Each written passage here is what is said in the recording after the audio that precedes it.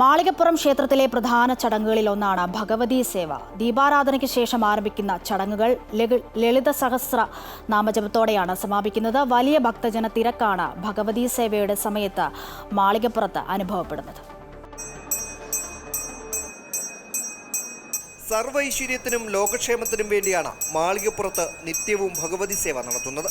ത്രിമൂർത്തികളായ ബ്രഹ്മ വിഷ്ണു മഹേശ്വരന്മാർ പരാശക്തിയെ പ്രീതിപ്പെടുത്താൻ ഭഗവതി സേവ നടത്തിയെന്നാണ് ഐതിഹ്യം. ഭഗവത്സൻ സങ്കല്പ ദുർഗേനാണ്.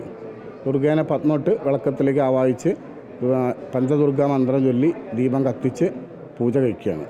അത് ക്ഷേത്രത്തിന് മാത്രമല്ല, ക്ഷേത്രത്തിനും ക്ഷേത്ര പരിസരത്തുള്ള എല്ലാവർക്കും, പക്ഷി മൃഗാദികൾക്കും വൃക്ഷലതാദികൾക്കും ഇപ്പോൾ ഈ സഹസ്രനാമം ചൊല്ലുന്നുണ്ട്.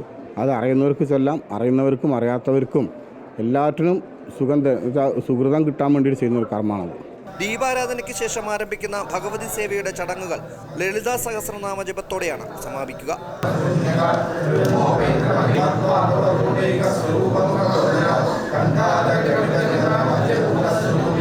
മറ്റിടങ്ങളിൽ നിന്നും വ്യത്യസ്തമായി പൂജാരിക്കൊപ്പം ഭക്തരും ലളിതാ സഹസ്രനാമാർച്ചനയിൽ നേരിട്ട് പങ്കെടുക്കുന്നു എന്നത് മാളികപ്പുറത്തെ മാത്രം പ്രത്യേകതയാണ്.